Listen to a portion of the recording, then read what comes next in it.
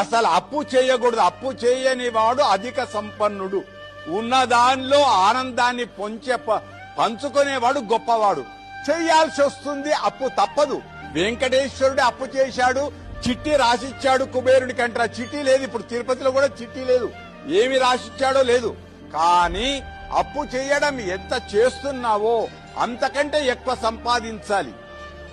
బండి కొనడం గొప్ప కాదు, బండికి ఉండే పెట్రోలుకు డబ్బులైనా నువ్వు సంపాదించగలుగుతావా? భార్యను పెళ్లి చేసుకోవడం గొప్ప కాదు, పెళ్లి చేసుకున్న భార్యను పోషిస్తావా? నగ ఇస్తావా? దండ కొనిస్తావా?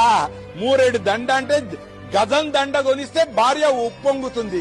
అప్పు తీసుకున్నవానికి వెంటనే 2 రోజుల ముందే అప్పు తీరితే ఆనందపడతాడు. కనుక మంచి రోజుల్లో అప్పు తీసుకుందాం, మంచి రోజుల కంటే ముందే అప్పు తీర్పేద్దాం.